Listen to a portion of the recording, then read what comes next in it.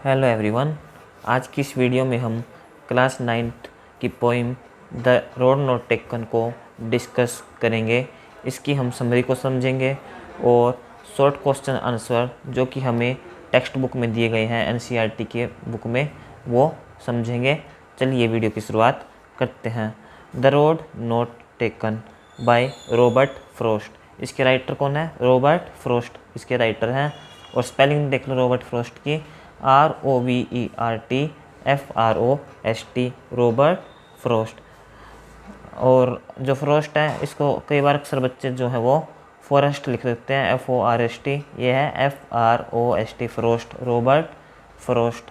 क्योंकि जैसा कि मैं आदर्श स्कूल आदमपुर में टीच करता हूँ तो बच्चों का मैंने देखा है कई बार कहते हुए भी वो फ्रॉस्ट की स्पेलिंग गलत कर देते हैं। इसलिए जो पोएम का जो टाइटल है और जो राइटर है उनका नेम अच्छे से देखें, अच्छे से पढ़ें और अच्छे से लिखें। द रोड नॉट टेकन, इसी टाइटल में हमारी जो समरी है, पूरा चैप्टर है, जो पूरी पोइम है वो कंप्लीट हो जाती है। द रोड नॉट टेकन यानी कि रोड को नहीं लेना, यानी कि इस पूरी पोइम में जो पोइट है उसके सामने दो रास्ते आते हैं, उसमें से उसको एक चूज़ करना होता है, यानी कि एक रास्ते पर उसको चलना होता है उन दोनों रास्तों में से।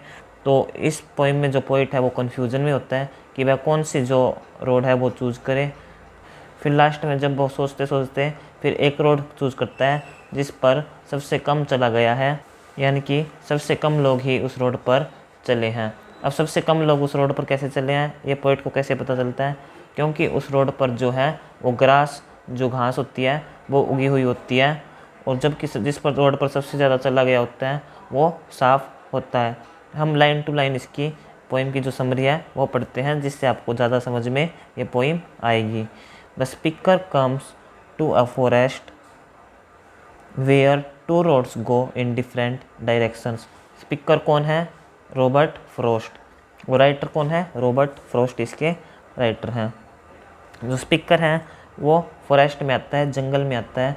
Where two roads go in different directions, जहाँ दो रोड अलग अलग डायरेक्शंस में जा रही होती है। डिफरेंट का मीनिंग क्या होता है बच्चों? अलग अलग। और स्पेलिंग देख लो ध्यान से डिफरेंट की, DIFFERENT। सेकंड लाइन है हमारी, he has to choose only one. और उन दो रोड में से उसको एक ही चूज़ करनी होती है, एक ही पसंद करनी होती है। चूज की spelling CHOOSE। He looks at both roads carefully, वह दोनों रोड्स को केयरफुली अच्छे तरीके से देखता है। बोथ का मीनिंग होता है दोनों, और लुक्स का मीनिंग देखना। क्योंकि यहाँ पे लुक के आगे एस लगा है तो ये यहाँ पे हमारा कौन सा टेंस है? Present indefinite tense. First person के साथ he, she, it and any singular noun के साथ वर्ब की फर्स्ट फॉर्म के साथ एस और ES लगता है। हमारा ही क्या है यहाँ पे? सिंगुलर है, इसलिए एस यहाँ पे यूज हुआ। और बच्चे क्या करते हैं? लुक का लुक छोड़ देते हैं और कई बार एस लगा देते हैं, कई बार एस नहीं लगाते। तो इसको थोड़ा ध्यान से देखा करो। He looks at both roads carefully, दोनों रास्ते को जो पोइट है वो अच्छे तरीके से देखता है। बोथ लुक सिमिलर, और जो दोनों रोड हैं वो एक जैसी ही दिखती है। सिमिलर का मीनिंग होता है एक समान, एक जैसी। What one seems a little less used, लेकिन जो एक रोड है उसमें से वो ऐसी लगती है, यानी कि जिसका यूज कम हुआ है, जिस रोड पर कम चला गया है। सो ही चूजेज द सेकेंड रोड, इसलिए जो कवि है वो सेकेंड रोड को चूज करता है। नेक्स्ट है फिर, he hopes to come back one day and try the other road. अब वो सेकंड रोड को चूज़ कर लेता है, फिर वह आशा करता है कि एक दिन वह वापस वही दोनों रोड पर आएगा और जो उसने रोड दूसरी जो चूज़ करी है उसको छोड़कर जो सेकंड वाली रोड बच गई उसको ट्राई करेगा। He hopes to come back one day and try the other road, what he knows he might never return. लेकिन जो पोइट है साथ में यह भी जानता है कि वह शायद कभी वापस वहीं पर आए ही ना, उन दो रोड के पास में। साथ में तो ये सोचता है कि एक दिन वापस आकर जो दूसरी रोड पर वह नहीं चला उस रोड को चूज़ करेगा, और साथ ही यह समझता है कि शायद उन दोनों रोड पर वापस आए ही ना। इन दी एंड, पोएम के एंड में क्या होता है? He says that choosing a different road changed his life. और पोएम के लास्ट में पोइट क्या कहता है कि अगर वह दूसरी रोड चूज़ कर लेता तो शायद इससे उसकी जो लाइफ है वो चेंज हो सकती थी, वो बदल सकती थी। तो इस पोएम से हमें क्या मैसेज मिलता है? हमारे पास ज़िंदगी में भी दो ही रास्ते होते हैं, उनमें से हमको एक चूज़ करना होता है और बड़े ही समझदारी तरीके से हमें वो चूज़ करना होता है, क्योंकि जब हम एक बार डिसीजन ले लेते हैं किसी चीज़ का तो हम वापस बैक नहीं जा सकते। जैसे कि अब आप 9th में हो, आगे 10th +1 +2, +1 +2 में अलग अलग स्ट्रीम होगी, आर्ट, कॉमर्स, साइंस। उनमें से आपको एक चूज़ करनी होती है। अगर आपने आर्ट लिया है फिर वो आगे आर्ट रहेगी, कॉमर्स लिया है तो कॉमर्स रहेगी, साइंस लिया है तो साइंस रहेगी, फिर आप उसको चेंज नहीं कर सकते।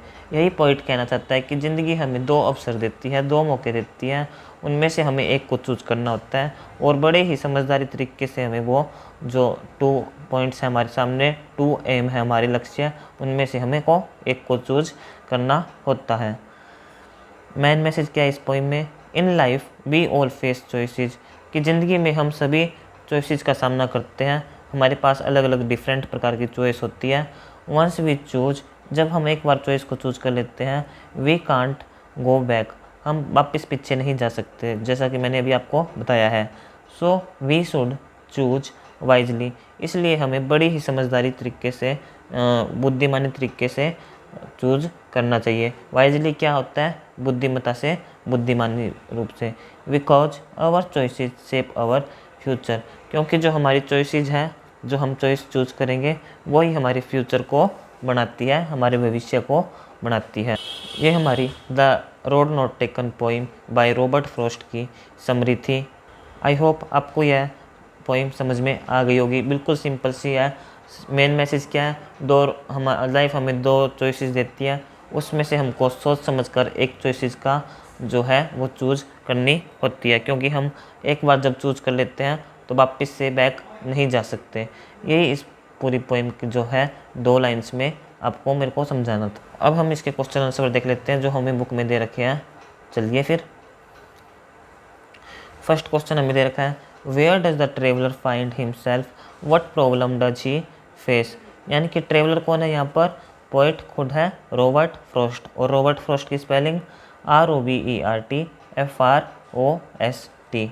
यानी कि ट्रेवलर है वो खुद को कहाँ पर पाता है? What problem does he face, और उसके सामने कौन सी प्रॉब्लम आती है? The traveller finds himself in a yellow forest where 2 roads go in different directions. यानी कि जो ट्रेवलर है वो खुद को एक येलो फॉरेस्ट में पाता है जहाँ पर 2 रोड होती है और दोनों ही रोड अलग अलग दिशाओं में जा रही होती है। डिफरेंट की स्पेलिंग अच्छे से याद कर लो बच्चों, DIFFERENT, डिफरेंट। मैं इसको जूम करके दिखा देता हूँ आपको डिफरेंट की स्पेलिंग, DIFFERENT, डिफरेंट। और डायरेक्शन की DIRECTIONS, डायरेक्शंस। ओके बच्चों, ही फेसेज ए प्रॉब्लम, ये तो हमारा था फर्स्ट क्वेश्चन की फर्स्ट लाइन का आंसर। और फर्स्ट क्वेश्चन में जो सेकंड लाइन दे रखी है वो क्या है? What problem does he face, poet के सामने कौन सी प्रॉब्लम आती है? He faces a problem, he can only choose one road not both. उसके सामने प्रॉब्लम आती है कि उसे एक ही रोड को जो है वो चूज़ करना होता है, ना कि दोनों को। समरी पढ़ी थी हमने, समरी से क्वेश्चन फर्स्ट कवर हो गया हमारा।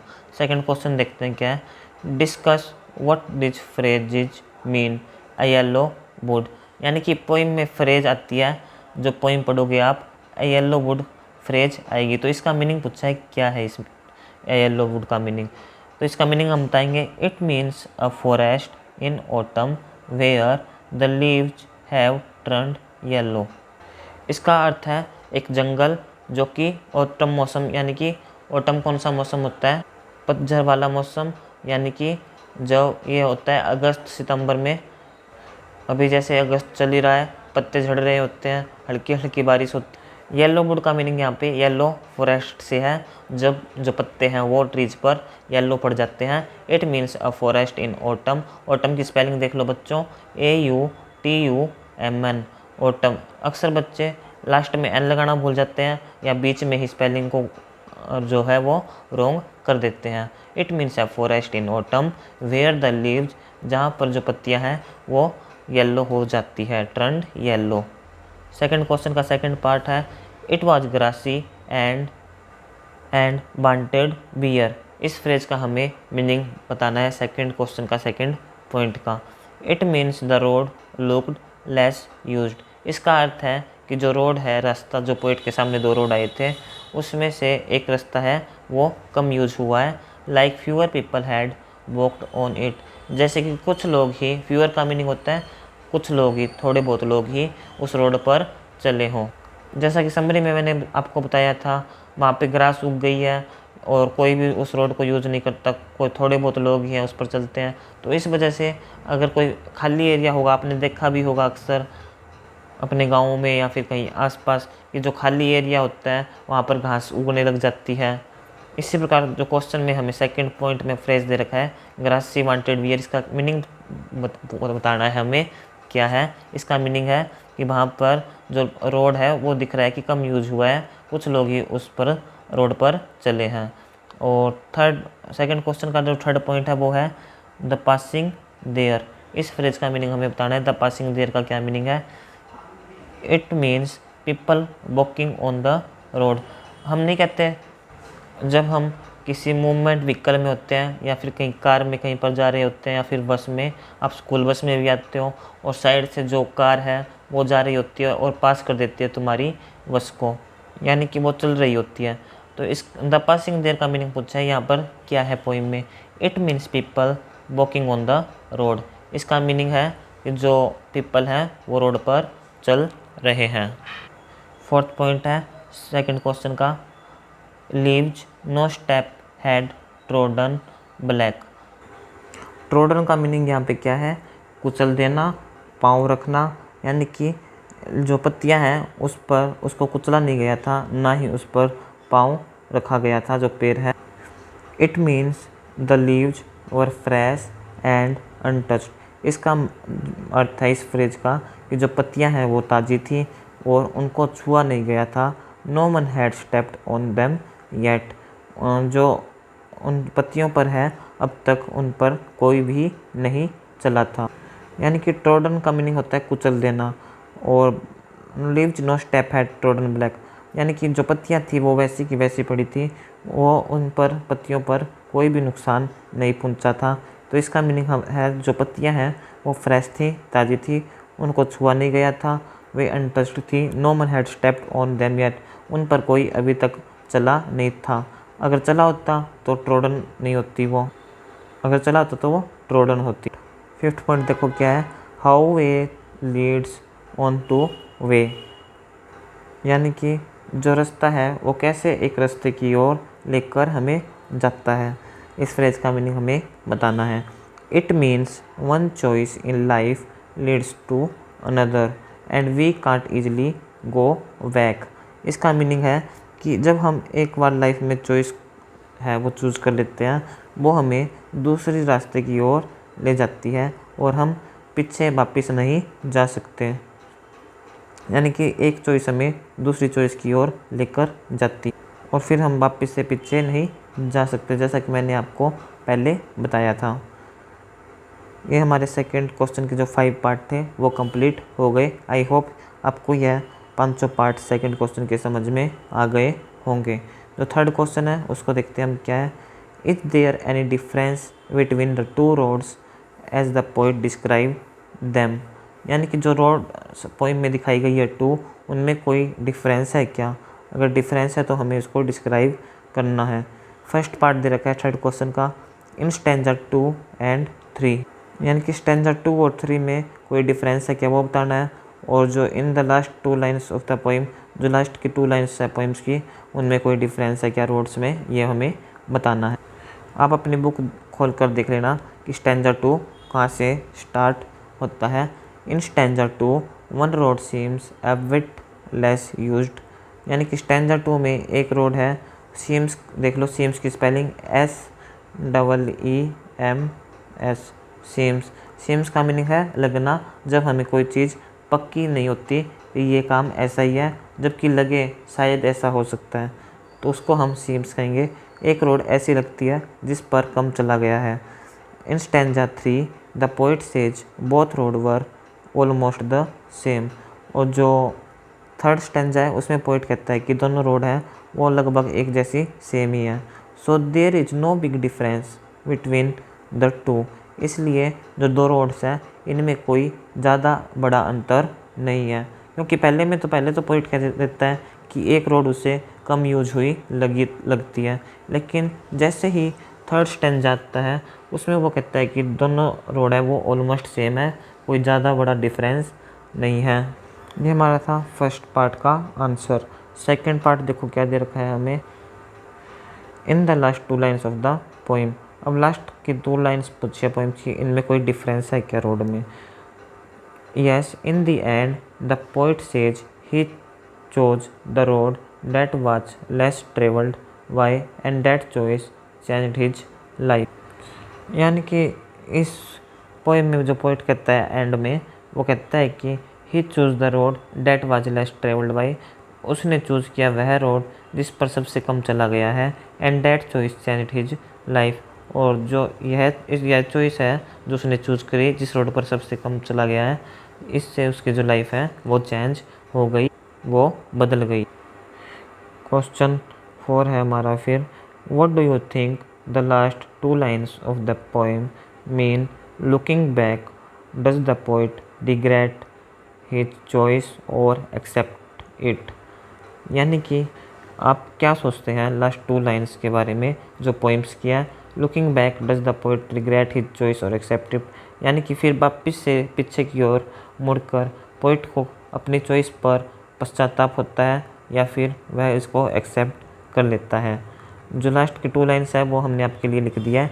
आई took the one less travelled by and that has made all the difference. Difference word देखो कितना इम्पोर्टेंट है, बार बार रिपीट हो रहा है। और जो पोइम की लास्ट 2 लाइन्स है वो भी कितनी इम्पोर्टेंट है।